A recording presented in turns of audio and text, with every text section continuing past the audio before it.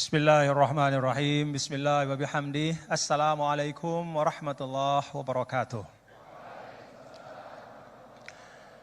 Alhamdulillah. Alhamdulillahilladzi an'ama alaina ni'matal imani wal islam.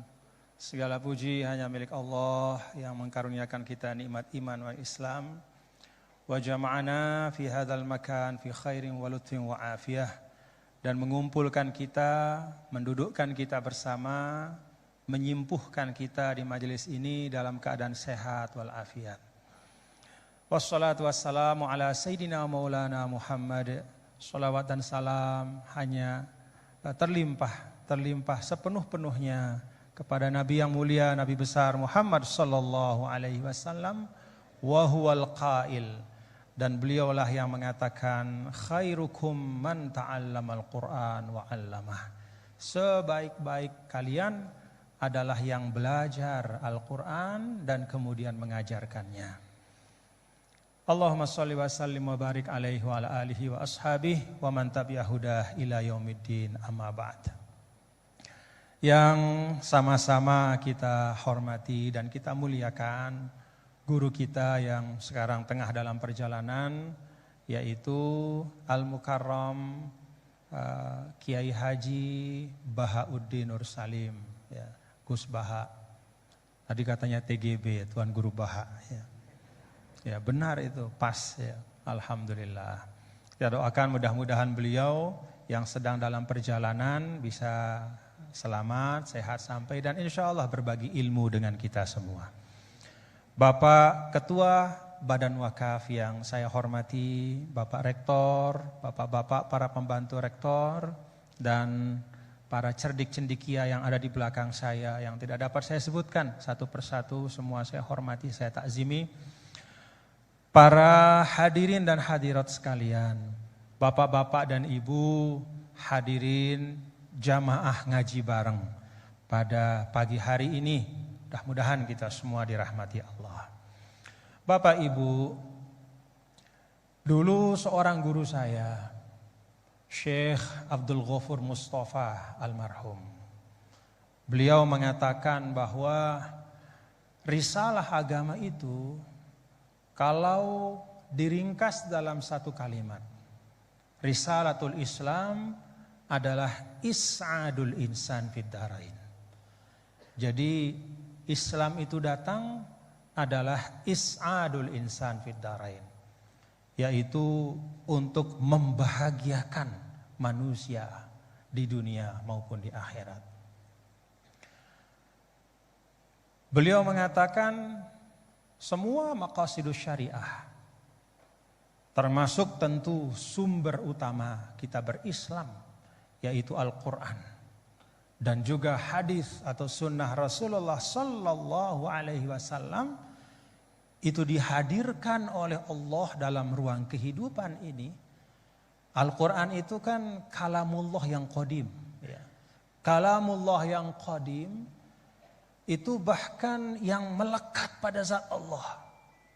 Tapi ya, kalamullah yang qadim yang melekat pada zatnya itu, Allah bermurah untuk menghadirkannya, ya, dalam wujud huruf-huruf, kata-kata, kalimat-kalimat yang kemudian menjadi sekumpulan ayat, lalu menjadi surah dan menjadi satu mushaf dalam 22 tahun lebih diturunkan kepada Rasul.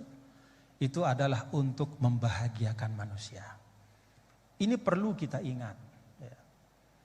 Perlu kita ingat karena memang terkadang, ya,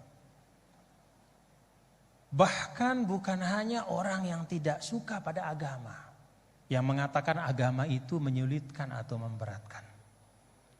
Bahkan pun kadang kita sebagai umat Islam tanpa sadar kita juga menghadirkan agama dalam bentuk yang menyulitkan.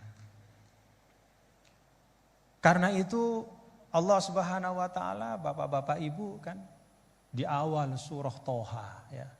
Bismillahirrahmanirrahim. Toha ma anzalna alaikal qur'ana litashqa. kami tidak turunkan Al-Quran ini untuk kemudian membuatmu itu kesulitan.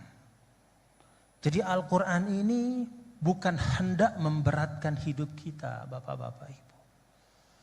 Bahkan sebaliknya, Al-Quran itu dihadirkan oleh Allah is'adul insan, supaya kita bahagia, supaya kita senang. Maka kalau kita sebagai umat Islam hari ini atau kapanpun ya, merasa sumpek dengan keislaman kita, ya, merasa berat di dalam kita sebagai seorang muslim, maka itu sama sekali bukan salah agama. Itu sama sekali bukan salahnya Al-Quran. Tetapi itu adalah kekeliruan kita di dalam beragama. Ulama mengatakan ada beragama yang keliru yang namanya at-tadayyun al-ma'kus. Beragama tetapi terbalik-balik. Yang dipentingkan oleh agama itu ditinggalkan. Yang enggak terlalu penting justru yang dibahas habis-habisan. Bahkan yang memudaratkan, ya, yang sama sekali tidak disinggung oleh Al-Quran, itu justru yang dijadikan topik bahasan. Sampai bahkan memenuhi ruang publik. Sedangkan pesan-pesan yang penting dari Al-Quran, itu ada hal-hal yang membuat kita sumpek di dalam beragama. Ya. Kalau ketika kita mendekat kepada agama itu kok rasanya semakin berat gitu ya. Mungkin ya karena keberagamaan kita itu yang disebut oleh para ulama at-tadayyunul ma'kus. Jadi beragama cuman kebalik-balik gitu. Yang penting ditinggalkan, yang enggak penting yang dibahas habis-habisan. Nah, saya pikir dari beliau, dari guru kita nanti kita akan simak ya ngaji bareng. Karena Gus, saya terus terang nggak ngerti ya ngaji bareng ini awalnya konsepnya kayak apa. Makanya di mobil tadi saya tanya, ini maksudnya masing-masing ngomong aja gitu atau kayak gimana? Yang saya tanya mal mas'ul bi a'lama minasail, dia lebih nggak ngerti lagi dibanding saya. Dia tengok-tengok gitu, sudah bilang pokoknya ini katanya terserah nanti Gus Baha mau kayak gimana aja. Oh ya sudah. Kalau gitu dia matbu, saya tabi. Begitu. Kalau gitu kita ikutin beliau. Nanti saya menyesuaikan kepada beliau.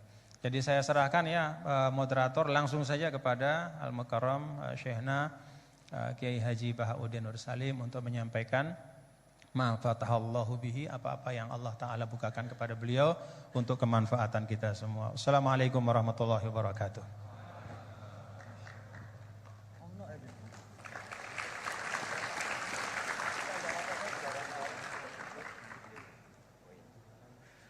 Baik, karena ada perubahan di tengah-tengah gitu kan. Baiklah, kami berikan waktu tadi Gus, sempat kami singgung bahwasanya di sini ada 2 TGB, Tuan Guru Bajang dan Tuan Guru Bahak gitu kan. Nah, nanti kalau Tuan Guru Jalal Masjid tadi sempat menyinggung tentang orang-orang yang sumpek, saya kira di sini banyak orang sumpek gitu kan. Karena Gus Bahak itu kadang agak unik. Kalau ngaji beliau itu kadang ada hal-hal yang kita lupa akan urusan duniawi, lupa akan urusan kejombloan kita, lupa akan urusan istri-istri kita gitu kan. Nah, kadang orang-orang yang punya istri itu lari dari rumah mau ngaji bareng Gus Bahak. Dan istri yang pernah ikut ngaji Gus Bahak kadang akan memberikan izin langsung. Mau kemana Mas? Mau ngaji Gus Bahak, langsung izin keluar dari rumah. Ini seperti itu. Jadi karena tadi bahwa dengan ngaji Gus Bahak tadi bisa menghilangkan sumpek meskipun secara temporer. Nanti keluar dari kahar sumpek lagi. Nah, seperti itu. Baik, waktu demat kami persilahkan kepada Gus Bahak untuk memulai kajian ngaji tafsir Al-Quran. Kalau tadi kalau dengan beliau pokoknya beliau terserah mau seperti apa. Monggo. Assalamualaikum warahmatullahi wabarakatuh.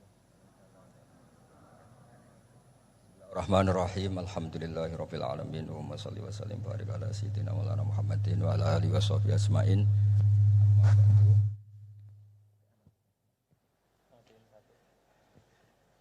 Alhamdulillah di ngaji bareng juga nggak ngerti polanya juga.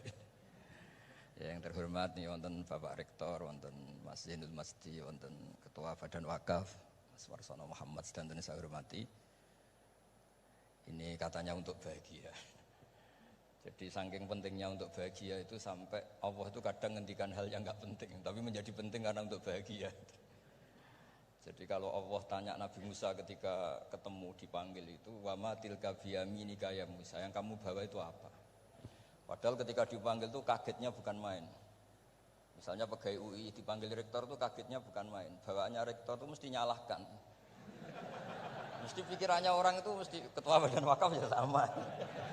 Mesti mau negur atau apalah. Nah, bawaan orang dipanggil atasan itu grogi, maka Allah ngendikan yang rileks. Kamu bawa apa? Gitu. Yang kamu pegang tangan kanan kamu itu apa? Masa Allah tanya sekedar gitu kan karuan. Wong kita manusia aja tahu yang dibawa Musa itu apa tong? Kok Allah malah tanya? Banyak analis, banyak mufassir, banyak ahli hakikat yang berpendapat Allah itu menghilangkan groginya Nabi Musa. Sehingga tanya yang ringan-ringan. Jadi saya mohon ini pimpinan di sini juga kalau tanya anak buah yang ringan-ringan. Wes sarapan. Jadi kalau sok-sokan disiplin itu bukan sunnatullah, saya jamin itu. Apalagi tanya saya, kenapa Gus terlambat? Mulai saya pulang gitu. Tuhan yang Tuhan saja sebaik itu kok rektor sama badan wakaf kok sekeras itu gitu. Jadi ini bukan gojlok supaya jadi orang yang dekat Allah gitu. Jadi ditanya, wa ma tilka biyaminika ya Musa? Kamu bawa apa ke sini? Yang di tangan kanan kamu itu apa? Nabi Musa jawabnya ya lucu ya sederhana. Ini tongkat Gusti. Tak pakai menggembala kambing, tak pakai ini itu. Bisa masih bilang dan lain-lain. Kayak laporan keuangan tuh, kalau susah nerangkan itu dan lain. Terakhir ditutup waliya fiha ma'aribu ukhra dan masih ada lagi yang lain di depan Allah. Kamu lapor audit di badan wakaf, diterima enggak laporan lain-lain itu? Ini teman saya lama ini. Saya di UI itu sudah lama, cuma inginnya dikenal Allah, tapi sekarang malah dikenal rektor. Aduh repot agak. Saya dulu dari anak Profesor Zaini itu mulai 2000, tahun 2000. Dekat sekali dengan saya. Sering ke rumah saya, ke kontrakan saya, karena diskusi tafsir. Dan saya ikhlas sekali, tidak ingin dikenal rektor, badan wakaf siapapun. Karena keluarga saya itu, bapak saya itu wali. Jadi kalau wali itu kepinginnya dikenal Allah. Tahu-tahu diturunkan derajatnya, disuruh kenal rektor, kenal badan wakaf. Jadi ini ada pemakhlukan. Ya ada pemakhlukan. Turun dulu baru naik. Ya. Jadi saya artinya gini, saya di sini itu Sohibul Bait. Jadi tadi Mas Masdi itu keliru kalau nanti saya ngisi. Saya ini Sohibul Bait, nanti yang ngisi ini. Maksudnya seperti itu maksudnya. Jadi, karena tuan rumahnya saya Pak Warsono. Nah, ini tamu ya. Tapi ternyata pemakhlukan itu penting. Di dalam ilmu tafsir diantaranya itu dikenal namanya tanazzulatul maulah. Allah itu menurunkan martabatnya. Allah sebagai Tuhan tentu tidak pernah menghutang kita, tidak pernah merasa dikasih karena semuanya itu milik Allah. Tapi Allah untuk memotivasi orang amal itu ngendikan Allah mangdzalladzi yuqridu wa qardan hasana. Siapa yang mau menghutangi saya? Allah itu tentu tidak butuh hutang kita karena kan semua milik kita itu milik Allah. Tapi supaya orang termotivasi amal, merasa superior, merasa heroik, saya mau menghutangi Allah, saya mau menolong Allah. Padahal Allah huwan nasir, Allah ni'mal maula wa ni'man nasir. Tapi Allah mengistilahkan dirinya intan suruwaha, jika kalian menolong Allah. Wahal yahtaju ilan nasri, tentu tidak, Allah tidak butuh pertolongan kita. Tapi itu tanazzulan. Allah yang Tuhan saja menurunkan derajatnya untuk komunikasi dengan manusia. Artinya kalau saya makomnya sudah fana kenal Allah, saya juga ikhlas turun derajat kenal rektor gitu. Jadi itu insya Allah tidak masalah. Gitu. Ben sampean pernah dengar ilmu hakikat itu memang gitu. Jadi saya ini memang sudah sering cerita ke Pak Fajar, Pak Sadeli, Pak Junaid. Saya ini sudah daftar ingin jadi resi lah. Saya sudah nggak pernah keluar-keluar. Saya di rumah ngaji. Tapi ngaji kalau ngaji terus ya. Saya belum pernah nggak ngaji. Satu hari minimal ngaji 4 kali. Ngaji fikih yang saya sering itu fikih karena mbah saya memang ahli usul fikih. Dulu pertama Profesor Zaini melibatkan saya ini cerita ke Mas Majdi itu gara-gara beliau itu profesornya itu sastra, adab, di Al-Azhar itu adab. Iya, Zaini. Orang tua dari rektor. Iya. Nah karena jurusannya ada, beliau memang pakarnya kalau menghaluskan bahasa. Tapi masalahnya di Quran kan banyak fikih juga, dan beliau cari ahli fikih. Singkat cerita, entah gimana ceritanya, Allah yang mempertemukan ketemu saya. Nah kenapa kita butuh fikih, tidak sekedar kesusastraan atau ilmu adab? Karena ada tafsir atau fikih dalam Quran yang mau tidak mau harus difikihkan. Misalnya begini, wa antajma'u bainal ukhtain, kamu tidak boleh menikahi sekaligus mbak dan adiknya atau adiknya dan mbaknya. Jika Anda berpikir Quran itu hanya Quran, maka berarti apa boleh menikahi misalnya Sri dengan buliknya, Sri dengan budenya. Padahal tidak boleh juga. Tapi faktanya Quran hanya ngendikan wa antajma'u bainal ukhtain. Sebab itu zaman Rasulullah SAW sugeng itu nambahi wala binal mar'ati wa ammatiha wala binal mar'ati wa kholatiha. Juga tidak boleh menikahi Sri dan budenya atau Sri dan buliknya. Dan kebetulan Nabi itu tidak menambahkan wala binal mar'ati wa jaddatiha. Karena kayaknya itu nggak usah dilarang, ya sudah lucu aja gitu. Masa kamu nikahi perempuan umur 17 terus minat mbahnya umur 70. Lah itu kalau sampai butuh dilarang ya Anda perlu berobat itu. Tapi kalau bule kan kadang masih menarik. Orang-orang kayak gini itu misalnya nikah umur 17, bulenya cantik umur 30, minat enggak? Jadi artinya butuh dilarang untuk enggak minat tuh butuh dilarang gitu.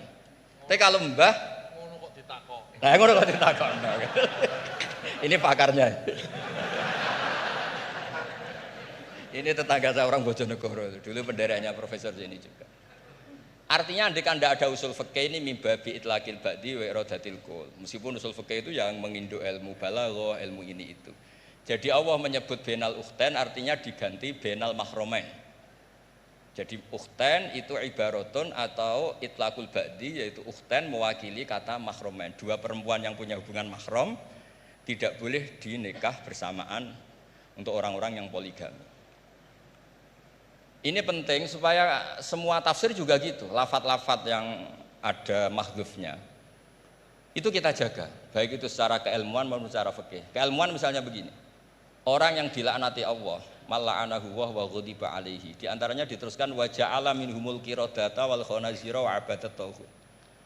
Lalu misalnya secara penelitian tidak pernah ada makhluk manusia yang dulu jadi kera. Tapi melihat ayat itu seakan-akan itu pernah ada periode atau kejadian di mana manusia itu dirubah jadi kera. Wa ja'ala minhumul qiradata. Mau tidak mau kita butuh perangkat ilmu lain yang namanya balaghah.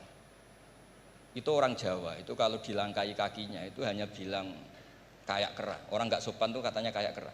Tapi kalau dilangkai kepalanya langsung oh dasar ketek itu, dasar kera. Artinya dalam ilmu tasbih, kalau kemiripannya itu biasa itu masih disebut ka seperti. Tapi kalau mirip banget perilakunya itu kafnya dibuang. Sehingga orang yang tuli banget terhadap kebenaran Allah bilang summum bukmun umyun.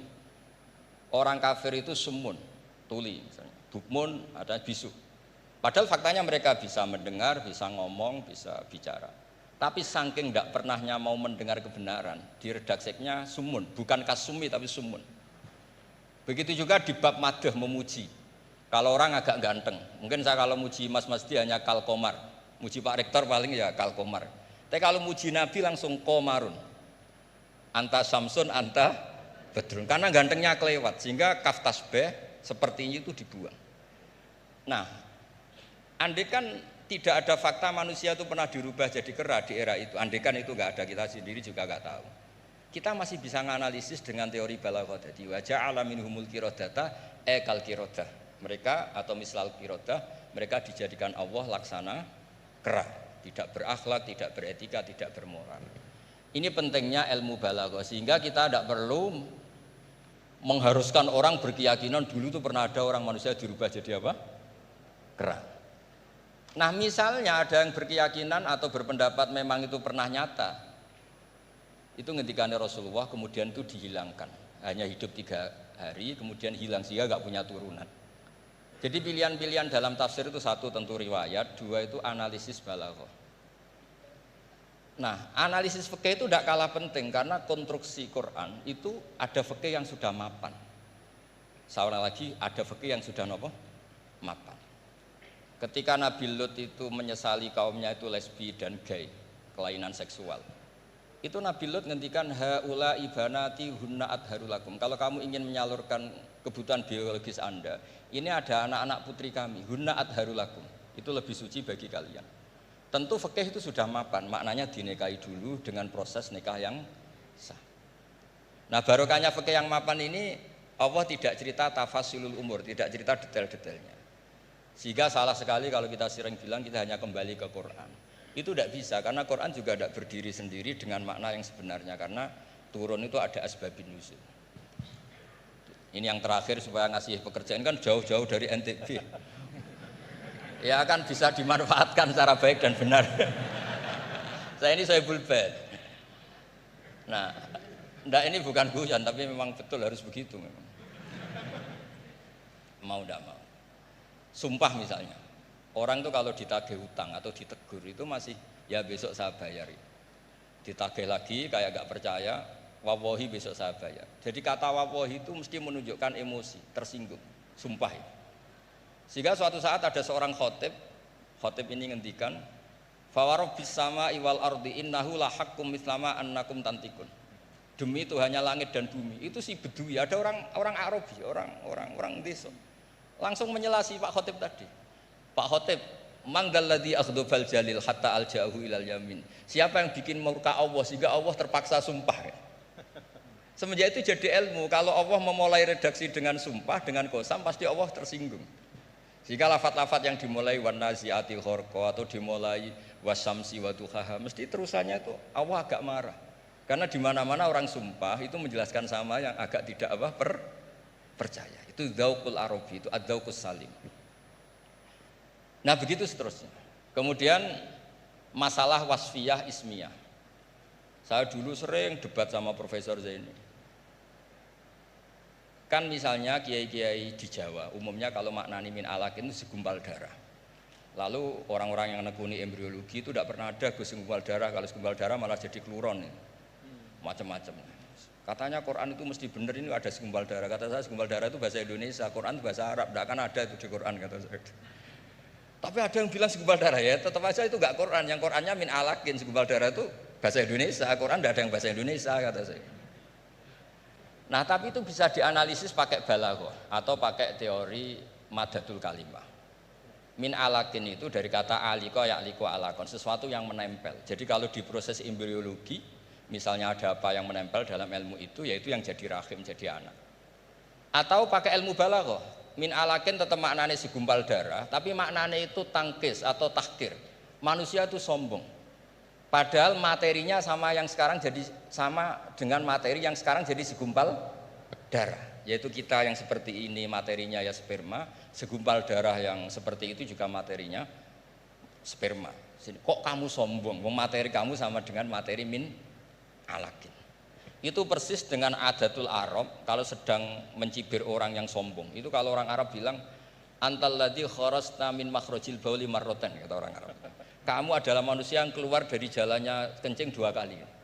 Keluar dari penis lelaki ya lewat jalur kencing, keluar dari ibunya juga lewat jalur kencing. Supaya orang enggak sombong itu orang Arab bilang antal ladzi kharasta min makhrajil bauli marratan. Nah, min alakin itu dalam konteks itu karena begitu angkuhnya Abu Jahal, begitu angkuhnya kafir-kafir Quraisy, sampai diingatkan Allah ulang, kamu ini materinya min alakin, sejenis itu mbok yo jangan yatgha. Buktinya terusannya ayat kalla innal insana layatgha, manusia itu sungguh angkuh. Nggih niki pun deal nggih, jenengan harus sepakat, saya ini Sohibul Bait sama Pak Warsono sama Pak Rektor, ini tamu yang diundang untuk ceramah tafsir. Kalau ndak berarti asawaha wa rasulah. Nggih, monggo Mas di sini. Terima kasih Gus. Jadi nanti kita balikin lagi ke Gus Baha ya. Tapi Gus, jadi begini, tadi beliau menyampaikan kan beliau ini min sulalatil aulia ya. Jadi kakek beliau itu adalah para aulia. Jadi aulia itu muhimmahnya itu adalah dikenal Allah gitu ya. Nah, kemudian beliau bilang bahwa tapi takdirnya sekarang masuk UI ini pengen dikenal Allah malah justru turun jadi dikenal rektor katanya. Tapi Gus itu menurut saya ya, jadi kalau kita bertarekatnya, nah Kan sering ya ketika misalnya kita bicara tentang tarekat ya. Tarekat itu dimaknakan taroki ya. Taroki artinya naik gitu, jalan naik gitu ya. Akhir zaman nih Gus Bahaya dan bapak-bapak ibu, mungkin kita perlu juga bertarekat dalam makna tadani ya, turun. Jadi tarekat bukan hanya jalan naik tapi juga jalan turun. Karena bagi orang di akhir zaman ini kalau hanya tahu jalan naik dan tidak tahu jalan turun itu repot ya. Apalagi Pak Rektor dengan Kepala Badan Wakaf ya, atau para pejabat gitu ya, tahu jalan naik saja tapi nggak tahu jalan turun gitu ya. Jadi kalau belajar tarekat hanya ingin jalan naik gitu tapi nggak pernah belajar jalan turun, itu biasanya dekat-dekat turun tuh galau ya. Ya, jadi galau, bingung gitu gimana cara turunnya gitu ya. Dan memang dulu saya pernah naik Gunung Rinjani juga ya Gus ya, waktu masih mu'allimin dulu, masih sanawiyah aliyah. Itu saya rasakan betul gitu bahwa naik gunung itu menantang ya, sangat menantang ya. Bahkan Gunung Rinjani itu ada masa di mana di tengah-tengah itu ada namanya Bukit Penyesalan gitu. Kenapa Bukit Penyesalan? Ya udah nyesel di situ gitu. Mau balik udah jauh, mau terusin juga masih jauh sekali gitu di depannya. Itu Bukit Penyesalan, baina-baina. Tapi ternyata turunnya itu jauh lebih berat. Jadi kalau kita naik itu kan mengandalkan kekuatan otot ya, keluarkan energi untuk menggerakkan. Kalau turun itu kita menggunakan energi untuk menahan dan itu jauh lebih berat. Ya, jadi menahan pada saat turun itu jauh lebih berat daripada ketika menanjak ya. Dan ya pada waktu itu ya saya kena musibahnya pada saat turun gitu ya. Jadi artinya memang bahwa dalam kehidupan ini kita belajar naik dan juga belajar turun. Jadi tarakat itu taroki wa tadani gitu ya. Dan kalau sudah turun ada masanya juga naik. Jadi Gus Baha tadi kenal rektor, nanti kenal kepada Allah lagi, balik lagi kepada niat semula insyaallah. Nah, saya ingin sampaikan nih, beliau tadi sedikit sekali ya, dalam waktu yang sangat singkat, tapi itu menyampaikan hal-hal yang sangat penting ya. Saya nggak tahu nih, dipahami nggak apa yang beliau sampaikan tadi nih? Dipahami nggak? Mulai balaghah, kemudian madah. Ngerti nggak madah itu? Madah itu apa? Madah itu pujian-pujian ya. Bagaimana turuku ta'bir ya, asalibut ta'bir ya, bagaimana orang Arab itu mengungkapkan ya perasaan mereka, mengungkapkan harapan mereka ya. Bagaimana mereka memilih diksi-diksi dalam komunikasi mereka, itu mewarnai Al-Qur'an. Jadi beliau ini tadi ketawa-ketawa ya, bapak-bapak juga ketawa-ketawa semua ya. Tapi yang disampaikan itu sudah bahan kuliah buat di Rosat Ulia itu, buat pasca sarjana itu. Ya, jadi alhamdulillah. Nah, silahkan nanti dielaborasi masing-masing. Tapi yang ingin saya sampaikan begini, ada catatan saya terhadap apa yang beliau sampaikan. Pertama, apa yang beliau sampaikan itu menegaskan ungkapan wa'tul buyuta min abwabiha. Masuklah ke rumah melalui pintunya. Kalau kita ingin belajar Al-Qur'an itu ada jalannya, ada pintunya. Tadi beliau sudah sampaikan, ada tafsir Al-Qur'an bil Qur'an, ada riwayat, kumpulan riwayat ya. Bahkan Al-Quran juga menegaskan sebagian satu sama lain itu saling memperkuat, saling membantu. Jadi kalau kita misalnya bertanya-tanya, وَمَنْ أَعْرَضَ عَنْ ذِكْرِي فَإِنَّ لَهُ مَعِيشَةً ضَنْكَا وَنَحْشُرُهُ يَوْمَ الْقِيَامَةِ أَعْمَى. Kata zikri itu maksudnya apa gitu? Karena kata zikr itu kan dalam Al-Quran luas ya. Apakah zikr itu adalah zikrullah, subhanallah, alhamdulillah, wala ilaha illallah. Sehingga ayat itu artinya siapa saja yang berpaling dari mengingat Allah, maka hidupnya akan menjadi sempit, akan sumpek, akan resah. Atau zikri di situ maknanya adalah Al-Quran. Ya. Sehingga artinya adalah barang siapa yang memalingkan dirinya dari pesan-pesan Al-Quran, maka hidupnya akan disorientasi. Bagaimana kita mengambil pilihan di antara dua makna? Nah, kita lihat. Qala rabbi lima hasyaratani amma wa qad kuntu basira qala kadzalika atatka ayatuna fanasitaha wa kadzalikal yauma tunsa. Lalu orang itu mengatakan di akhirat, "Ya Allah, bagaimana mungkin kok saya dibangkitkan dalam keadaan buta padahal di dunia saya melihat?" Kemudian Allah mengatakan, "Qala kadzalika itu balasan yang setimpal. Atatka ayatuna fanasitaha. Telah datang kepadamu ayat-ayat kami lalu kau lupakan. Nah, dari ayat ini maka ulama menafsirkan kata zikri. Oh, yang dimaksudkan dengan zikri itu adalah ayatuna, yaitu Al-Quran. Nah, ini yang disebut dengan Al-Quran yufassiru ba'duhu ba'duhu. Dia saling menafsirkan. Baik itu penafsirannya datang segera setelahnya, ataupun di ayat-ayat yang lain. Seperti yang Al-Mukarram Kiai Haji Bahauddin sampaikan. Ada yang di bagian yang lain, baik itu secara nas, secara sharih, ataupun secara dilalah, secara tunjukkan isyarat. Ketika misalnya Nabi Adam alaihissalam, Allah Ta'ala sampaikan Fatalaqa Adam min rabbih kalimat. Allah Ta'ala memberikan, Adam menerima dari Tuhannya kalimat. Fataba alaih. Dengan sebab kalimat yang dia ucapkan itu, Allah ampuni dosanya, kekeliruannya. Apa kalimat itu? Oh, ada di ayat yang lain. Rabbana zalamna anfusana wa illam taghfir lana wa tarhamna lanakunanna minal khasirin. Itu pintu memahami Al-Quran. Tadi Gus Bah bilang sampaikan, ada pintunya. Baik itu pintunya adalah riwayat-riwayat dari Al-Quran, dari hadis juga beliau sampaikan tadi. Al-Quran gak dibiarkan sendiri oleh Rasul, tapi didatangkan hadis untuk menyempurnakan. Bahkan ketika dulu ada orang yang mengatakan ini bukan zaman sekarang, zaman dulu sekali. Ba'das sahabah, zaman tabi'in. Saya lupa, mungkin Gus Bah yang ingat riwayatnya secara persis. Ada yang datang kalau tidak salah kepada Al-A'mash, seorang imam besar namanya Al-A'mash.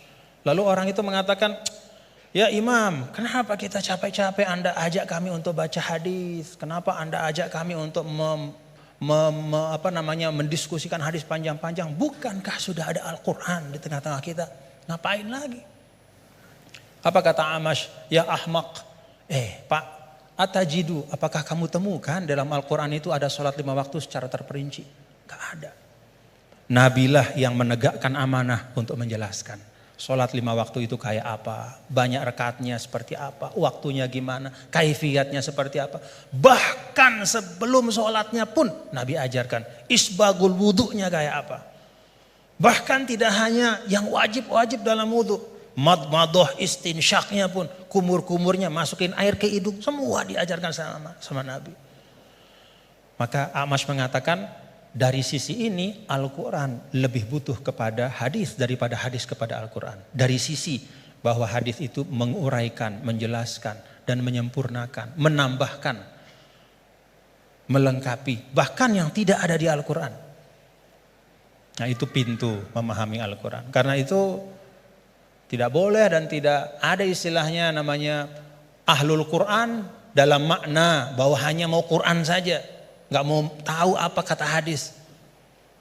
Itu nggak ada istilah dalam Islam. Ilmu yang muktabar selalu Al-Quran bersama dengan hadis Rasulullah SAW. Lalu yang kedua pintunya apa? Ya asbabun nuzul. Tadi juga disinggung selintas oleh guru kita bahwa ada sebab-sebab dari turunnya Al-Quran, ayat-ayat Al-Quran. Yang kalau sebab ini nggak difahami, bisa saja ya dalam beberapa kasus orang salah faham. Dan itu kejadiannya bahkan sekali lagi bukan hari ini, bukan kemarin, tapi dulu pada masa orang-orangnya itu masih berhimpitan, berdempetan dengan Rasulullah SAW. Ada seorang sahabat didatangkan, kalau tidak salah pada masa Sayyidina Umar bin Al-Khattab radhiyallahu anhu. Lalu dia ditanya, kenapa kok kamu minum minuman keras gitu kan? Dia mengatakan, loh kan saya ini orang beriman, saya kan orang bertakwa. Kan di Al-Quran tuh ada. Laisa 'alal ladzina amanu wa 'amilus solihati junahum fima ta'imu idza mattaqaw wa amanu ila akhir ayat. Enggak masalah kalau sudah beriman bertakwa makan minum apapun. Begitu. Kalau ini secara harfiah kita baca ayat itu. Lalu karena dia baca ayat itu saja, dia beranggapan, oh berarti makan minum udah bebas karena sudah beriman bertakwa. Nah saat itulah kemudian diluruskan bahwa ayat ini sabab nuzulnya adalah ketika ada sebagian sahabat yang datang kepada Rasulullah SAW dan bertanya, ya Rasulullah, ada teman-teman kita yang sudah meninggal, mereka syuhada pada saat perang-perang, mereka mati syahid, mereka meninggal sebelum turunnya ayat yang mengharamkan khamar. Bagaimana nasib mereka ya Rasulullah? Padahal mereka meninggal dalam keadaan masih minum khamar. Jadi meninggal ya masih minum karena memang belum turun pengharaman. Maka turunlah ayat ini menjelaskan. Oh, kalau memang orang nggak tahu, belum ada taklif kepada dia, nggak dosa. Nah, sebagian ulama kemudian menarik ayat ini juga ke masa sekarang. Ya. Kalau misalnya ada di tempat-tempat tertentu, misalnya ada katakanlah dakwah Islam masuk ke suatu negara misalnya, lalu para dai itu menyampaikan tentang tauhid, menyampaikan tentang rukun iman, baru disampaikan tentang rukun iman, rukun Islam, kemudian orang itu dia bersyahadat, dia baru sholat, lalu dia meninggal dalam keadaan dia masih minum khamar, pada saat belum dijelaskan oleh dai itu bahwa Islam mengharamkan khamar. Bagaimana hukumnya dia gitu? Dia masuk orang baik apa gimana? Oh enggak, berarti dia tidak terkena ya kepada kewajiban untuk menjauhkan diri dari khamar karena memang belum dijelaskan. Nah, karena itu kita bapak-bapak, saudara-saudara, kita berlapang-lapang lah seperti yang guru kita sering sampaikan, kita berlapang. Jangankan pada masa sekarang, pada masa dulu saja ketika masa Imam Ghazali. Apa kata Imam Ghazali? Ini tentang dakwah. Kata Imam Ghazali, menurut saya ya, Ahlur Rum ya, orang-orang yang ada di daerah-daerah yang berjauhan, jauh dari pusat Islam. Dan karena itu dia tidak dapat pesan Islam. Dia nggak ngerti Islam itu apa. Atau Islam itu sampai tapi fi wajhin musyawash. Bentuknya udah nggak benar. Ya. Disinformasi tentang Islam. Maka kata Imam Ghazali, orang itu menurut saya hukum mereka adalah sama seperti hukum ahlul fatrah. Jadi nggak bisa kita mengatakan misalnya orang, mohon maaf, orang di belahan dunia Skandinavia misalnya di negara-negara yang jauh gitu. Kemudian kita hukumkan, wah mereka itu adalah orang kafir. Mereka itu mukhallat finnar. Belum tentu. Kecuali setelah kita pastikan bahwa cahaya Islam sudah sampai dalam bentuk yang sebenarnya dan mereka menolak dengan kesadaran. Itu namanya kufur. Al-juhud, menolak dengan kesadaran. Kalau sesuatu itu nggak sampai, dia mau nolak apa? Atau kalau sesuatu itu sampai tidak dalam bentuk yang benar, dia nggak salah kalau nolak. Misalnya hari-hari dia dapat berita Islam agama teroris, misalnya nih dari medianya. Itu aja yang dia konsumsi. Kita nggak punya dai ke sana karena nggak ada kita yang menguasai bahasa Skandinavia misalnya, nggak ada yang ngerti bahasa Finland, maka kita nggak pergi ke sana. Kita di sini saja di Indonesia, lalu kita hukumkan orang di sana di mana-mana hanya karena dia tidak la ilaha illallah Muhammadur Rasulullah berarti kafirun mukhalladun finnar. Enggak, belum tentu. Kata Imam Ghazali bisa jadi itu ahlul fatrah. Nah, dengan itu maka kita lebih tenang di dalam berdakwah, tidak mendahulukan memvonis seseorang, sekelompok orang, tapi tausilud dakwah yang kita utamakan, menyampaikan itu yang diutamakan. Nah, tadi beliau menyampaikan itu tentang sabab nuzul. Dan yang ketiga yaitu ma'rifatul lughatil arabiyah, itu pintu. Jadi pintunya itu yang pertama adalah riwayat-riwayat baik dalam Al-Qur'an, ayat-ayat Al-Qur'an maupun hadis, kemudian juga ijma' sahabat. Yang kedua adalah sabab nuzul kita faham. Dan yang ketiga itu mengerti ya masalikul Arab, ya bagaimana cara orang Arab bicara. Karena itu juga sangat mewarnai bagaimana Allah Ta'ala ya menurunkan kitab suci Al-Qur'annya. Dan alhamdulillah bapak-bapak, saudara-saudara, kalau kita ada ketekunan, ya ini teman-teman semua ya, kalau ada ketekunan, ya seperti sekarang kita bisa menikmati ya. Kalau dulu misalnya apa yang disampaikan oleh Gus Baha itu hanya bisa dinikmati oleh para santri ya, di pesantren-pesantren, itu pun dalam halakoh-halakoh yang terbatas. Tapi alhamdulillah berkat UII ngaji bareng kita bisa menikmati hari ini mutiara-mutiara dan keindahan Al-Quran. Alhamdulillah. Saya balikin lagi kepada Gus Baha sebagai Sahibul Bait.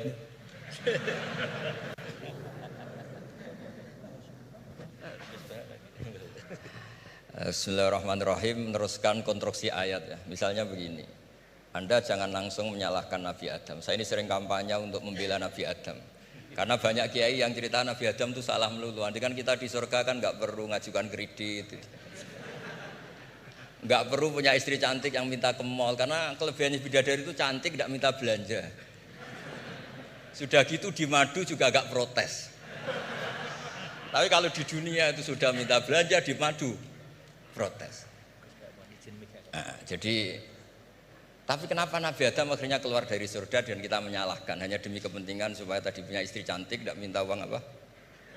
Belanja dan boleh dipoligami mau maksudnya. Di konstruksi ayat itu tidak ditampakkan, tapi semua ahli tafsir tahu. Misalnya fadallahuma bihurur. Setan menipu Adam dan Hawa dengan curang. Hurur itu nipu. Jadi kalau ngaji nipu itu mulai dulu itu ya gurunya setan itu. Jadi Nabi Adam itu di surga dengan penuh limpahan anugerah. Buah apa saja ada, makanan apa saja ada, enggak bayar. Tempat mewah leg juga enggak bayar. Kalau Anda di hotel leg sedikit aja bayarnya minta ampun. Akhirnya setan itu pura-pura nangis. Nangis terseduh-seduh. Akhirnya Nabi Adam menghampiri. Kenapa kamu nangis? Saya ini iba sama kamu, kasihan. Nikmat begini nikmat, pada akhirnya Anda ini mati. Karena Anda manusia, pasti mati. Kasihan sudah senikmat ini kemudian Anda mati. Pura-pura nangis, jadi lama ya nangis, acting itu. Akhirnya Nabi Adam tanya, lalu solusinya gimana? Terus setan tinggal numpangi. Hal adulluka ala syajaratil khuldi wa mulkil la yafla. Kamu mau tak kasih vitamin, makan pohon khuldi. Nanti kalau kamu makan itu terus abadi. Jadi terus setan, Nabi Adam mulai ragu ya, tapi Allah melarang.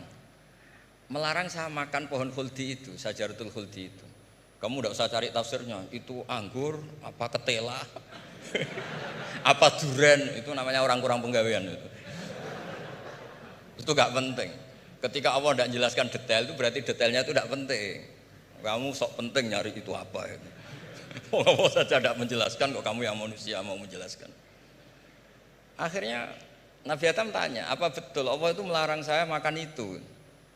Terus Allah cerita, wa qasamahuma inni lakuma laminan nasihin. Terus setan itu cerita, demi Allah saya tahu info terbaru bahwa sekarang nggak apa-apa. Jadi hukum terbaru itu. Singkat cerita Nabi Adam makan. Ketika makan, berarti setan salah karena menipu Nabi Adam, Adam salah karena makan pohon khuldi tadi. Apa yang terjadi? Allah manggil Nabi Adam. Adam, kenapa kamu makan itu? Bukankah pohon-pohon yang lain, buah-buah yang lain itu cukup? Kenapa kamu makan yang saya larang itu? Terus jawab Nabi Adam ini yang unik, yang kita harus bela Nabi Adam ila yaumil qiyamah. Wa izzatika ya Rabbi ma adzunnu anna ahadan yahlifu bika kadiban. Demi kehormatanmu ya Allah, ketika engkau disebut oleh setan, saya tidak pernah mengira ada orang berani mencatut nama engkau kemudian dia bohong. Loh, ini contohnya Pak Fajar ini. Sama temannya yang paling sering bohong itu dia nggak percaya, tapi meskipun sering bohong kalau dipanggil Pak Rektor, ngecek ulang apa enggak? Kalau kalimatnya dipanggil Pak Rektor, pasti gak ngecek ulang. Meskipun teman yang sering bohong, pasti langsung nyari Pak Rektor.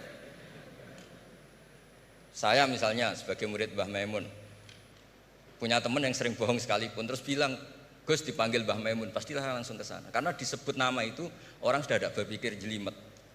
Ketika engkau disebut ya Allah, saya tidak pernah ngira ada orang mencatat nama engkau, kemudian dia bohong. Sehingga Allah itu haru sama Nabi Adam. Makanya Nabi Adam itu diusir. Ini meneruskan ayat yang dibaca Mas Masjid tadi. Diusir tapi disangoni. Dam, secara prosedur hukum kamu harus saya usir karena kamu melanggar. Tapi tak sangoni, lucu kan? Tak sangoni. Kamu baca ini ya. jadi unik. Makanya ayatnya fatalaqqa Adamu mir Rabbi. Bukan kreasinya Nabi Adam. Kalimat itu bukan kreasi Nabi Adam, tapi hadiah sama Allah. Ini kamu secara laturan tak usir, tapi tak sangoni, ini dibaca nanti. Tapi Nabi Iblis tidak disangoni. Karena memang dia penipu betul. Sudah gitu akting pura-pura nangis, pura-pura ini itu. Jadi benar-benar penipu ulung. Makanya sekarang pun kalau penipu itu memang harus sopan, harus nangis. Itu cara untuk karena sanatnya penipuan memang begitu, sanat awalnya memang begitu. Pura-pura nangis terus pura-pura itu. Jadi itu memang cara paling efektif untuk apa? Nipu. Ada sanatnya. Nah, lalu kenapa ada hadis mangqala la ilaha illallah dakhalal jannah? Ini terakhir terus nanti Mas Masdi ngendikan terus doai sekalian. Perintah Sohibul Bait, bukan permintaan, perintah. Perintah itu bukan berarti tidak sopan. Memang bahasa Indonesia itu gitu. Permohonan itu mesti diabaikan. Kalau perintah itu agak tegas. Bukan masalah. Jadi begini. Saya ulang lagi konstruksi ya, konstruksi ayat fadallahuma bihurur. Kenapa mangqala la ilaha illallah dakhalal jannah? Itu unik. Kalau kita baca hadis, ada orang itu pendosa, salahnya sudah minta ampun. Sama Allah dipanggil. Ini hadis musnad, riwayat Musnad Ahmad dan banyak riwayat yang lain. Dipanggil, "Fulan, kamu ke sini. Kamu lihat itu apa?" "Bok, Gusti." "Berapa?" 99. Per bok itu maddul basor. Sepanjang mata melihat itu isinya dokumen kesalahan dia. Jadi enggak kayak yang di pengadilan itu hanya beberapa tumpuk. Itu sepanjang dia lihat itu kesalahannya dia. Sepanjang dia melihat. Sudah gitu jumlahnya 99. Ya dia putus asa, dia tidak akan masuk surga. Kemudian sama Allah, sudah kamu tenang saja. Diambilkan bok kecil sekali, paling sak bok jam tangan ya. Dah, innaka lan tuzlamal yaum, kamu tidak akan terdolimi. Kenapa Gusti? Ini kamu punya kebaikan ini kecil sekali. Ya apa efeknya Gusti? Kan nggak ngefek kesalahan seperti itu. Kemudian bandingannya hanya kebaikan sekecil itu. Dah kamu tenang aja. Setelah ditimbang, box 99 yang jumlahnya maddul basor kira-kira 3 kilo sama satu wadah jam kecil, ternyata setelah ditimbang itu menangin 1 jam kecil karena isinya la ilaha illallah. Malaikat itu tidak berani. Kamu berani, ada namaku kemudian kamu abaikan. Saya dipanggil 1000 mahasiswa UII sama satu Pak Rektor, Pak Fajar. Kemana arahnya? Ke satu rektor apa ke 1000 mahasiswa yang manggil? Pak Rektor, kan ini urusan nasib. Nah ini cerita. Malaikat yang nimbang Pak Warsono itu diprovokasi sama malaikat yang lain. Kamu berani nggak mempertimbangkan kata Allah di situ? Wah ya tidak berani. Nah, itu disebut fala yaskulu ma'asmillahi ta'ala sayun. Dibandingkan asma Allah itu tidak ada yang bisa ngungguli. Nah, di sini terus para torekot, para apa konwiridan Allah. Tapi karena kita ini sekarang sudah tidak ngaji malah tanya, gunanya apa sih muni Allah? Lu nyebut pangerane ora gunane. Oh ini sedang nyebut Tuhannya kok kamu tanya gunanya apa? Kamu tak kasih uang aja tidak pernah tanya gunanya uang ini apa? Pas dijak wiridan tanya, gunanya apa sih? Oh dasar orang aneh. jadi logis. Nah, Nabi Adam juga sama, ketika disebut asma Allah itu enggak mikir yang lain, apa setan itu penipu apa enggak, sudah grogi yang manggil Allah langsung. Nah, makanya saya mohon kenapa kita memahami mangkana akhiru kalamihi Allah la ilaha illallah dakhalal jannah. Karena dengan itu malaikat enggak berani macam-macam.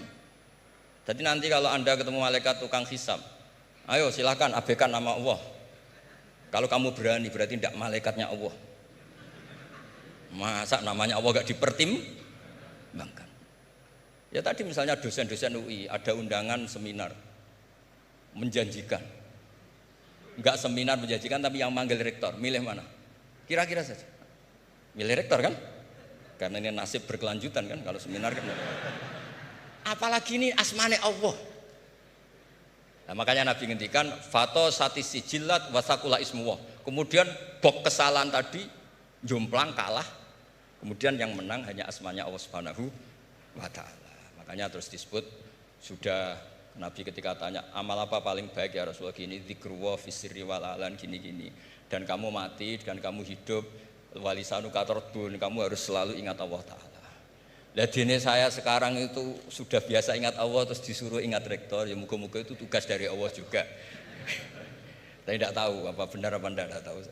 Tapi yang jelas saya tidak jenis orang yang apa ya, terus nganggep apa dunia penting betul. Tapi ya penting lah gue sanggup mati.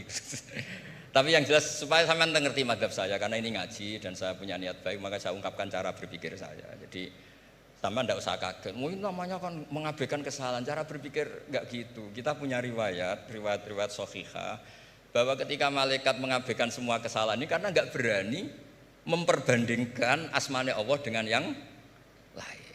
Makanya disebut di akhir hadis fala yaskulu ma asmillahi taala.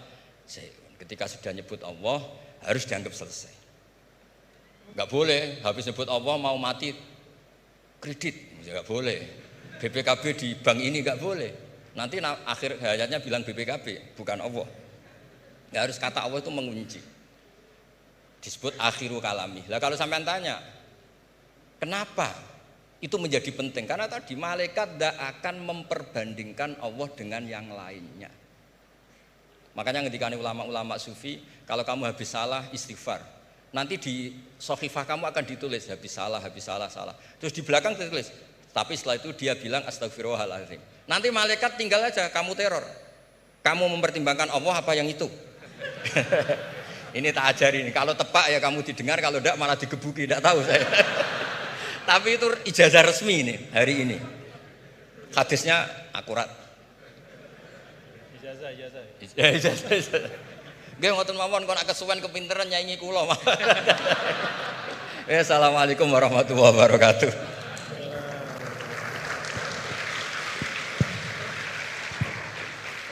Terima kasih karena saya diminta untuk mengakhiri, ya saya ingin menyampaikan dua hal saja.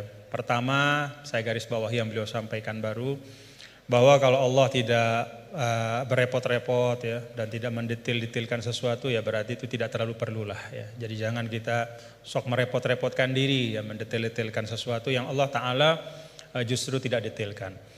Nah artinya apa? Ya memang letakkan sesuatu pada tempatnya, dan itu menurut saya juga yang sering beliau sampaikan ya, bahwa dengan meletakkan sesuatu pada tempatnya itulah menjadi asas kebahagiaan. Ya, jadi kalau kita tahu menempatkan sesuatu pada tempatnya, ya kita akan lapang-lapang saja ya, menyikapi nikmat, musibah dan segala macam. Nah, kalau kita lihat nih, pertanyaannya apa sih yang dipentingkan oleh Allah dalam Al-Quran? Ya, kalau kita lihat, ya tentu Allah Ta'ala yang maha tahu apa-apa yang paling penting, yang paling utama, ya pokok-pokok akidah, kemudian pokok-pokok ritual ibadah. Tapi kalau kita menggunakan pendekatan kuantitatif ya, salah satu yang sangat dipentingkan oleh Allah dalam Al-Quran adalah ranah muamalah. Jadi ranah muamalah itu luar biasa dipentingkan oleh Allah dalam Al-Quran. Ya kalau kita lihat misalnya dari sisi panjang pendeknya ayat saja, 282 Al-Baqarah itu ayat paling panjang dalam Al-Quran adalah tentang transaksi hutang piutang. Ya, itu muamalah. Dan salah kalau kita misalnya menanggapi atau mempersepsi bahwa urusan utang piutang itu urusan dunia belaka. Enggak.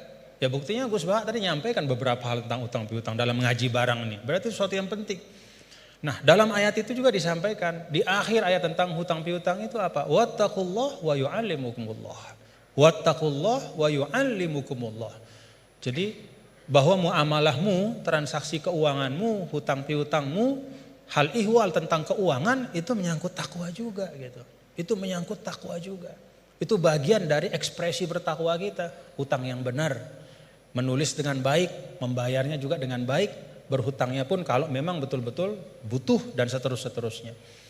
Dan banyak lagi di dalam Al-Quran ayat tentang muamalah. Nah saya sering sampaikan ya, bapak-bapak saudara, kalau kita misalnya menggunakan pembagian yang walaupun kita bisa perdebatkan lah ya tentang validitasnya 100%, tapi ada pembagian yang sederhana oleh para ulama. Pertama, dalam Islam itu ada yang disebut dengan ruang akidah. Ya. Yang kedua, ruang ritual ibadah. Dan yang ketiga adalah ruang muamalah. Semuanya itu tentu dalam makna semuanya hidup adalah ibadah. Tapi kalau dibagi, ruang akidah itu terkait dengan rukun-rukun iman kita, keyakinan-keyakinan pokok. Itu sifatnya tauqifi, gak boleh dikreasikan. Jadi apa yang Allah Ta'ala sampaikan, yang berikan ya seperti tadi disangoni Nabi Adam, fatalaqa Adam berkalimatin fataba alaih. Ya Rabbana zolamna, ya itu sudah sangon dari Allah. Ya iman itu ya kayak begitu. Kita disangoni, diberikan, ditegaskan, dibatasi. Lalu ritual ibadah juga sama, sifatnya tauqifi. Nah pada saat muamalah itu sifatnya beda. Sifatnya itu ijtihadi ibada'i.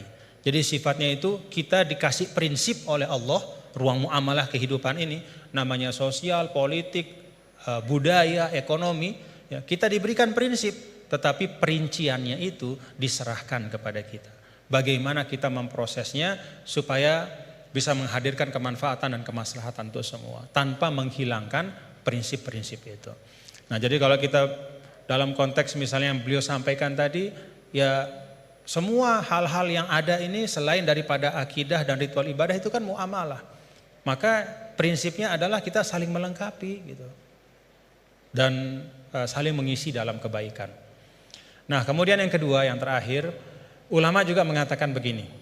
Ketika kita belajar Al-Quran, maka kita juga belajar tentang lawazimul makna atau lawazimul faham. Ada satu kefahaman dari ayat. Nah, konsekuensi dari kefahaman itu apa? Ya, nah, itu beliau tadi juga sudah sampaikan berulang kali. Kalau kita misalnya, ini satu ilustrasi saja. Ya ayyuhalladzina amanu idza qumtum ilas salati faghsilu wujuhakum wa aydiyakum ilal marafiq wamsahu bi ru'usikum wa arjulakum ila akhiril ayah. Wahai orang beriman, kalau ingin masuk ke dalam solat, hendak solat, maka ambil air wudu. Basuhlah muka dan seterusnya sampai akhir ayat. Secara fikih, ya tadi beliau sering mengajarkan kita, secara fikih ini tentang kewajiban kita berwudu dengan prosesinya. Tapi ada lawazim dari ayat ini. Apa lawazim dari ayat ini? Kalau kita bicara wudu, kita bicara sumber daya air.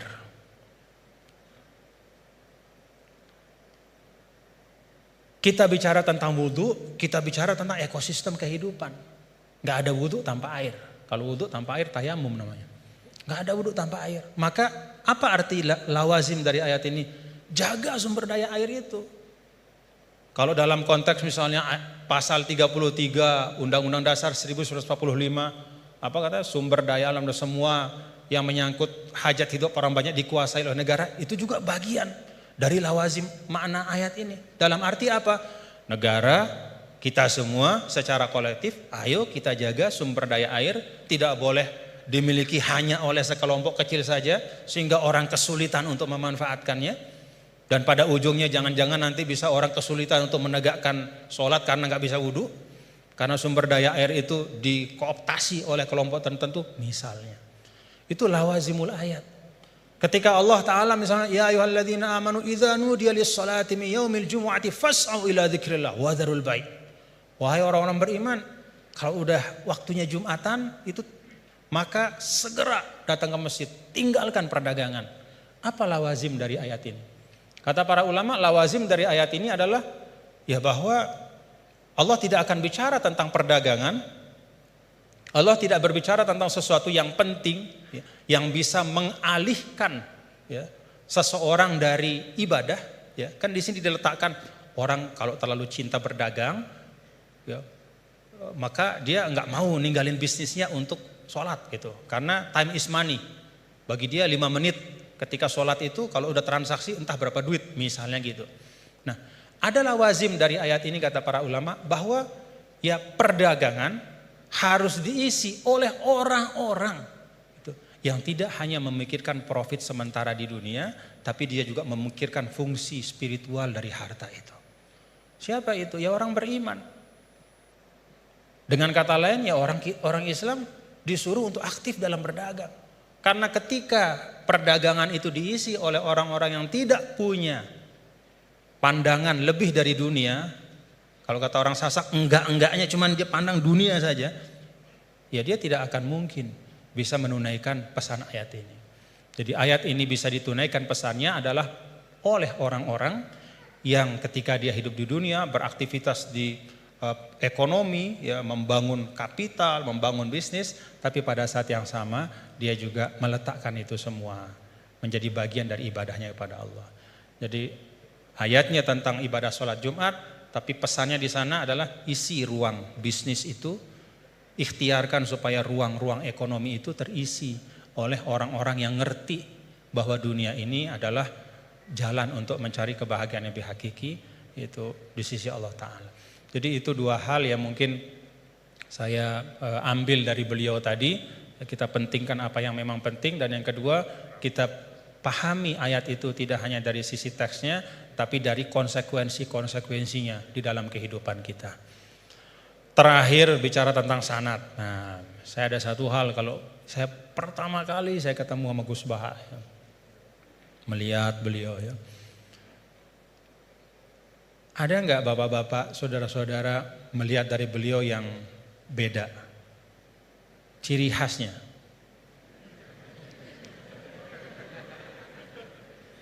Ciri khasnya beliau itu gini.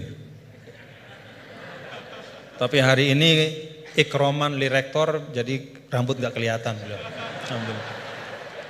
Nah, karena beliau ini adalah keturunan dari aulia, dari Lasamnya, dan salah seorang dari masyayikh di Lasam itu adalah sahabat dari kakek kami dulu, Mbah Maksum Lasam. Ya, beliau bersahabat dengan Nini Da Maulana Syekh Tuan Guru Kiai Haji Muhammad Zainuddin Abdul Majid. Itu biasanya perilaku Lasem itu ada sanatnya, gitu ya. Jadi saya lagi mikir-mikir ini naruh topi begini tuh ada sanatnya nggak boleh? Nah, kita mau tahu dari beliau, ya. Ala kulli hal, bapak-bapak saudara, terima kasih Gus atas ilmu-ilmunya dan silaturahim kita pada pagi hari ini. Mudah-mudahan bisa terus bersilaturahim dalam kebaikan, dan kita doakan beliau selalu disehatkan, diafiatkan oleh Allah Subhanahu wa taala. Ya, cara gampang buat kita mendoakan diri kita itu doain orang lain, ya. Itu resep yang paling gampang. Jadi kalau kita doain diri kita ini kan belum tentu terkabul. Tapi kalau kita doakan orang, malaikat yang mengaminkan doa kita dan mengatakan untukmu seperti yang kau doakan. Jadi kalau resep supaya dapat sesuatu, doakan orang lain dengan sesuatu itu. Kita doakan mudah-mudahan Gus Baha sehat walafiat dan kita semua diberkahi Allah Ta'ala. Wallahul muwaffiq wal hadi ila sabilir rasyad wa huwal muwaffiq ila aqwamit thariq. Lunas maaf apabila banyak khilafan, kekeliruan. Assalamualaikum warahmatullahi wabarakatuh.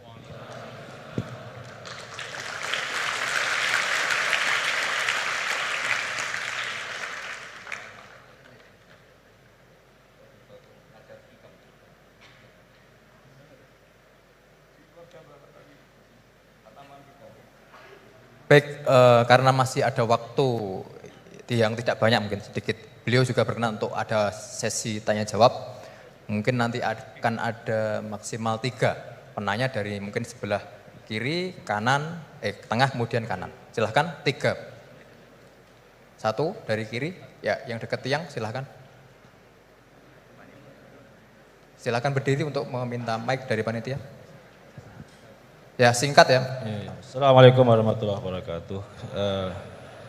Ya menarik pemaparan dari guru kita semua terkait dengan Islam harus membahagiakan. Yang pertama tafsirnya adalah sekarang ada paham materialisme itu juga menawarkan kebahagiaan, paham hedonisme juga menawarkan kebahagiaan, paham liberalisme itu juga menawarkan kebahagiaan. Jadi Islam bahagianya itu mungkin kita bisa menilai diri kita masing-masing. Hari ini paham apa yang kita pakai untuk bahagia? Apakah betul-betul Islam konsepsi atau Islam yang sudah berkembang jadi modernisme dengan kombinasi kapitalisme, liberalisme, kemudian hedonisme, kemudian yang saya sebutkan tadi bercepat. Jadi tafsirnya ayat ini menurut modernisme sekarang kemudian dikaitkan dengan penjelasan tadi, kebahagiaan itu Islam membahagiaan. Orang sekarang dengan duit sehingga monetisme menuhankan duit di mana-mana. Oleh karena itu Islam melakukan revolusi akidah. Bagaimana kembalikan kepada Allah Subhanahu wa taala sebagai satu-satunya yang memberikan kebahagiaan. Sehingga revolusi yang dilakukan kita sekarang apakah bisa dilakukan dengan revolusi takwa? Ali Imran 102. Ya ayyuhalladzina amanu taqullaha haqqa tuqatih wa la tamutunna illa wa antum muslimun. Allah memanggil kepada orang beriman yang diakui imannya untuk bertakwa dengan sebenar-benar takwa, menjadi iman yang disamakan dengan kekasih Allah, wali Allah, dan kemudian kalau tidak mati dalam keadaan Islam, yaitu iman yang terdaftar, seperti Gus Baha sampaikan tadi, dia punya satu kalimat, tapi berharga sekali, itu iman yang terdaftar, yang murni tidak kesyirikan. Pertanyaannya adalah bagaimana revolusi takwa kita buat untuk melawan revolusi industri hari ini yang sudah membuat orang tertipu. Sebagaimana Gus Baha sampaikan, banyak orang tertipu, setan ahli tipu dengan lemah lembut, kasih sayang, dengan duit.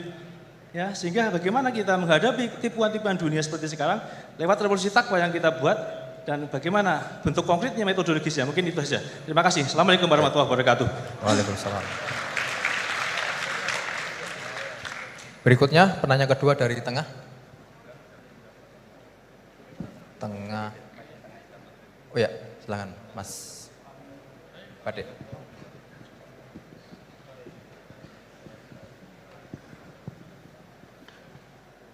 Bismillahirrahmanirrahim. Assalamualaikum warahmatullahi wabarakatuh.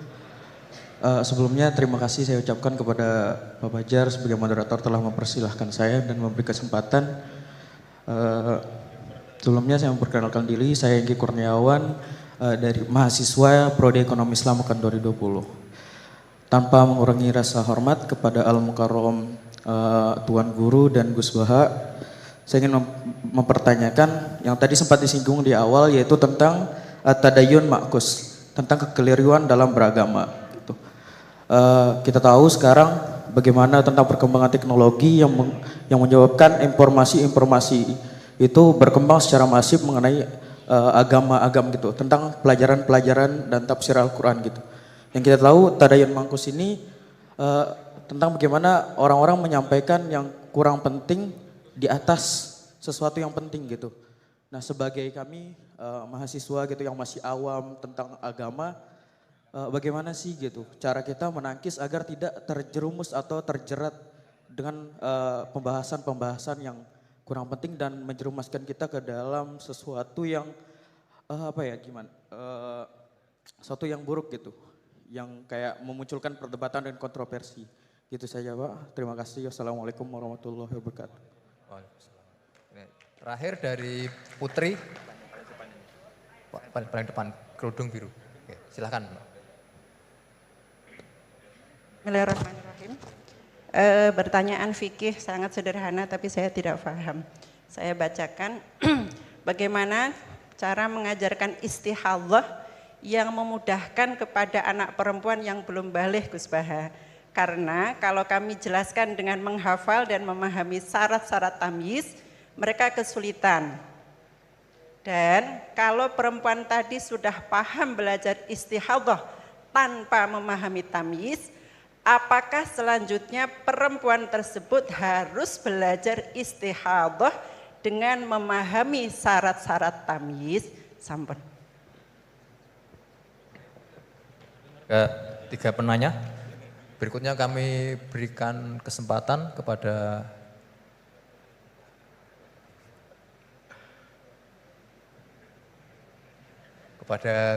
Gus Baha untuk menjawab. Di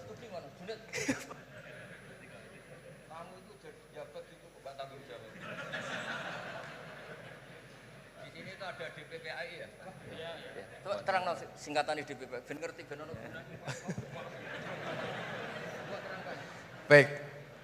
Baik hadirin yang berbahagia, di spirit yang diperintahkan oleh Gus Baha bahwasanya di UI ini ada DPPAI, Direktorat Pendidikan Pembinaan Agama Islam. Jadi menurut beliau itu maksudnya supaya jawab gajinya bendonya akhirat. Menurut beliau yang berhak menjawab itu adalah orang DPPAI, waduh, karena yang bertanggung jawab atas Islam di UI. Ini tak bantu.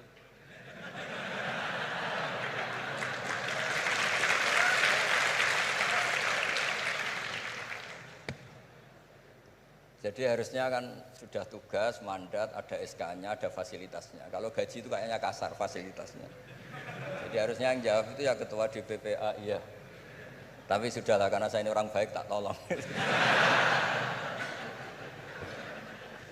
Begini ya, jadi perspektif Islam atau taqarrub ilallah itu mulai dulu itu orang mau tidak mau subjektif, tapi hukum pokoknya sama.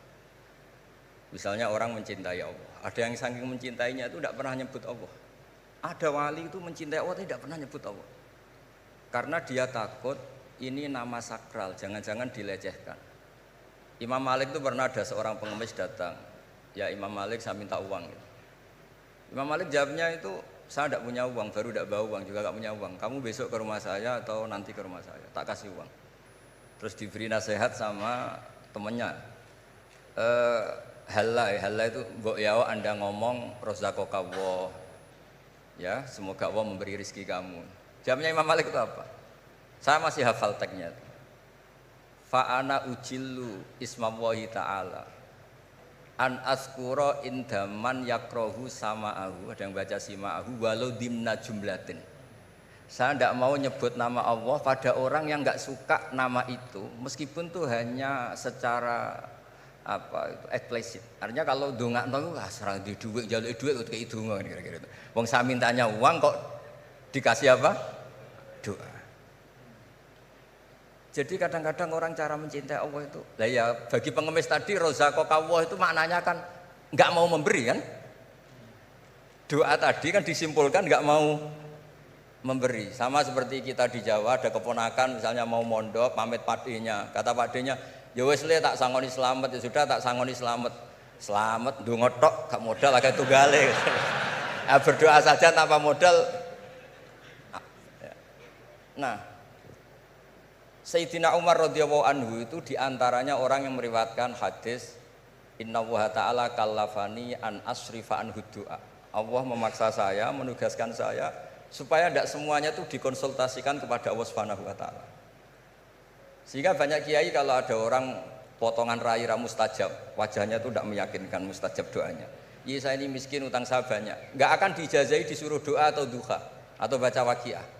Karena sekali itu dipraktekkan dan kita tahu potongan gak mandi, itu nanti nyalahkan institusi doa. Jute saya duha juga tetap miskin, saya doa juga tetap miskin. Daripada Allah disalahin mendingan pon sing kerja tenanan. Sayyidina Umar ketika ada orang minta uang dan minta doa, kamu harus kerja yang serius. Fa innas sama ala tumtiru daban, langit tidak akan menghujankan apa? Emas. Jadi di mana-mana mencintai itu ekspresinya macam-macam. Ada ulama yang saking senangnya umatnya Nabi senang silaturahim. Ada ulama yang saking senangnya umat Nabi gak suka silaturahim dengan arti berkunjung karena itu dianggap mengganggu. Teman kita punya anak, punya istri, kadang pas harmonis kita datang terganggu. Wong saya pernah dolan di orang, pas tukaran sama istrinya, itu berhenti dulu ada Gus Pak, nanti teruskan. Ternyata orang tengkar itu diganggu juga gak suka.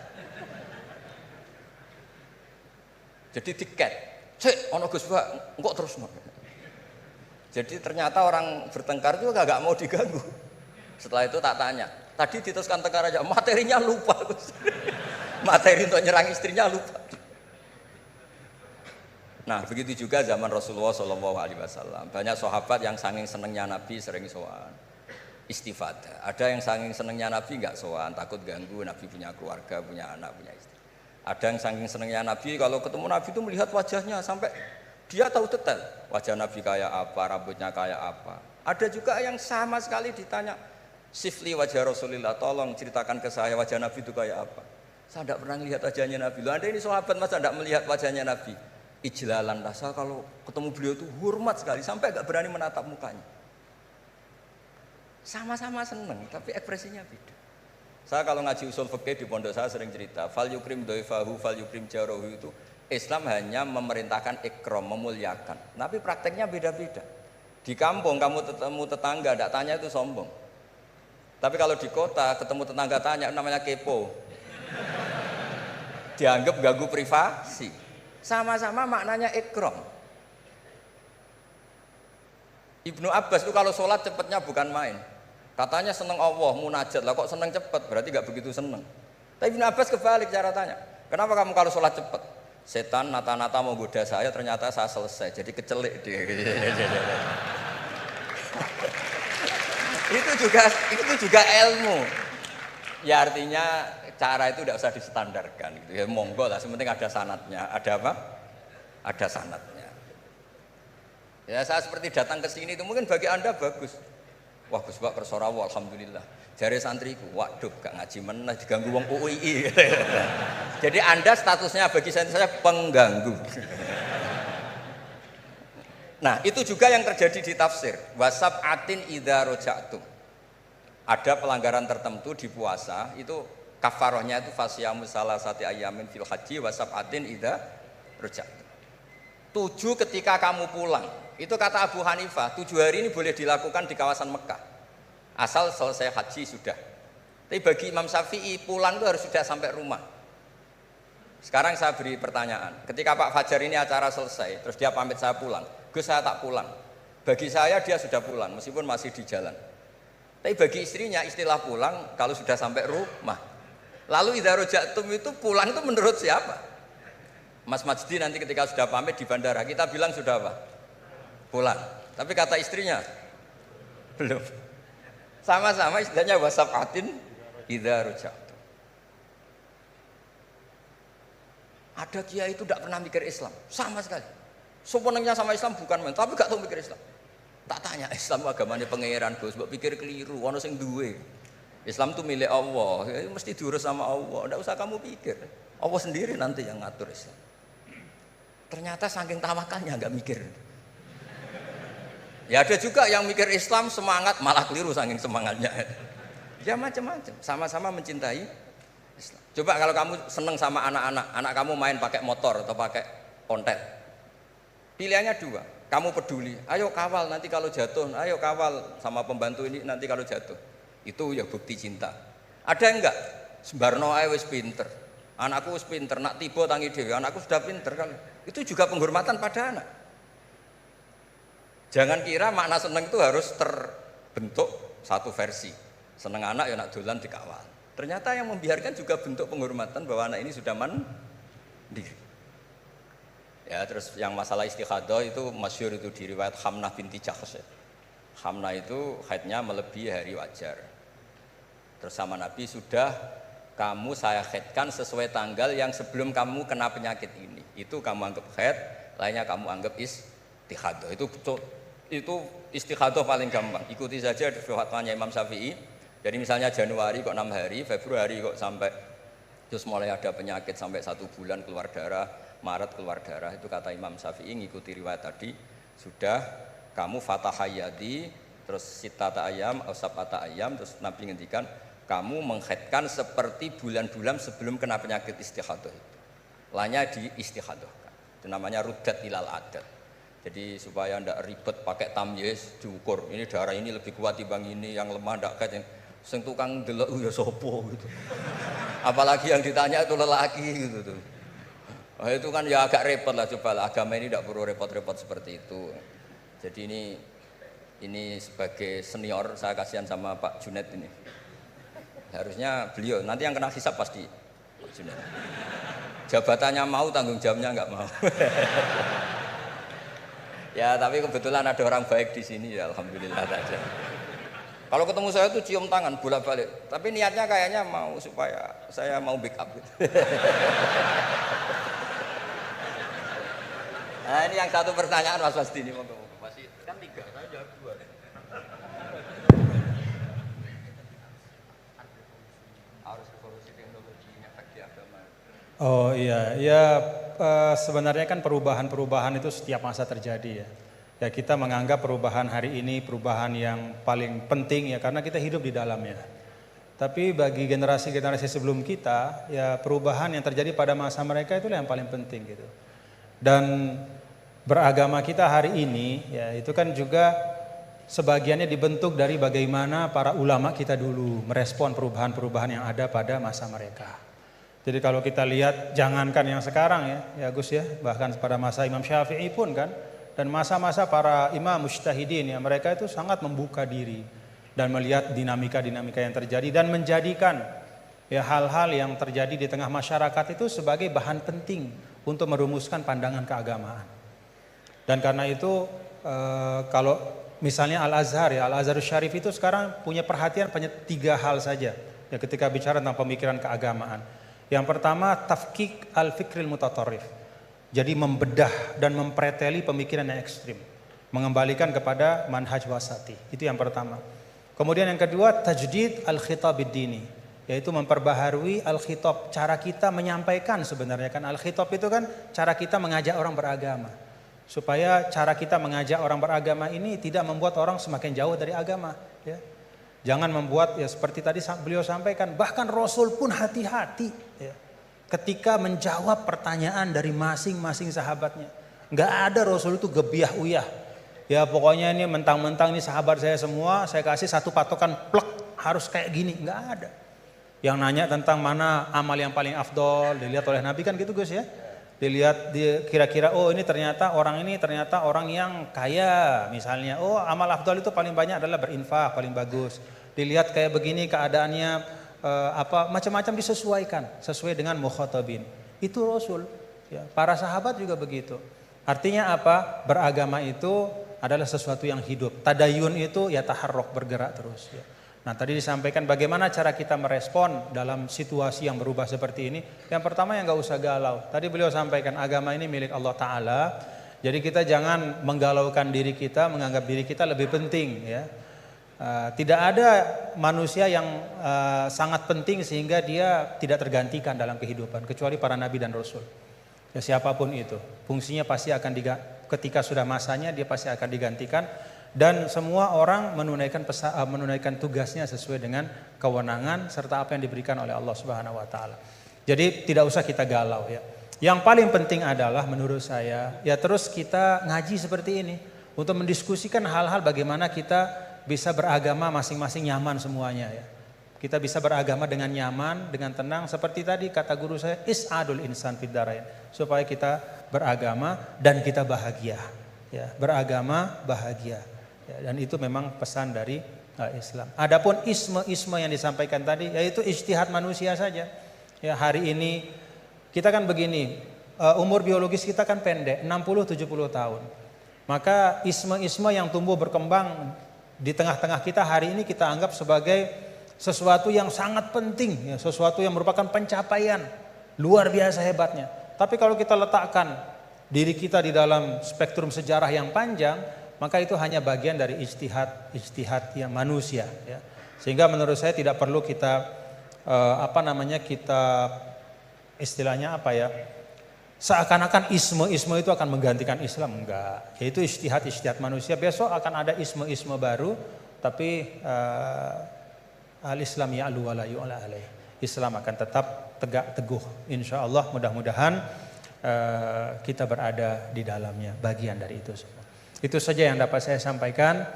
Terima kasih sekali lagi atas kesempatan pada hari ini, Pak Rektor, Bapak Kepala Badan Wakaf dan semua.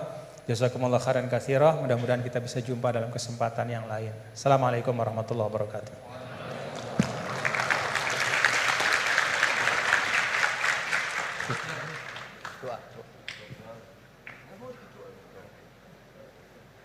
Baik, sampailah kita di penghujung acara kita pada siang hari ini. Saya sebagai moderator karena ini adalah ngaji, jadi sesuai aturan Gus Bahak tidak ada kesimpulan.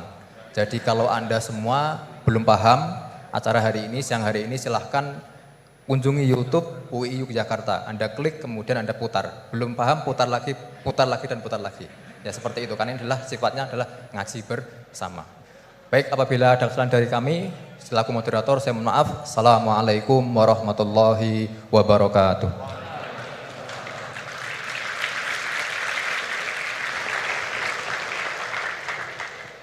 Baik, alhamdulillahirrahmanirrahim. Sudah selesai juga penyampaian materi dari narasumber atau penceramah kita hari ini. Dan tentunya kami ucapkan terima kasih kepada moderator hari ini, Ustadz Fajar Afandi Atmaji LC MSI yang telah memandu rangkaian acara hari ini. Dan tentunya sekali lagi kami ucapkan terima kasih kepada Kiai Haji Ahmad Baudin Nur Salim dan juga Dr. TGB Muhammad Zainul Maji LC-MA yang telah menyampaikan materi dengan sungguh penuh makna, bermanfaat dan insya Allah berkah bagi kita semuanya. Baik, hadirin yang kami hormati segenap ibu bapak yang berbahagia, alhamdulillah rangkaian acara ngaji tafsir Al-Quran bersama dengan Kiai Haji Ahmad Baudin Nur Salim dan juga Dr. TGB Muhammad Zainul Maji LC MSI telah selesai. Untuk itu saya membacakan puja dan bersyukur kehadirat Allah Subhanahu wa taala. Marilah kita tutup acara rangkaian acara siang hari ini dengan mengucap lafal hamdalah. Alhamdulillahirabbil alamin. Akhir kalam dari saya, bila taufik wal hidayah. Wassalamualaikum warahmatullahi wabarakatuh.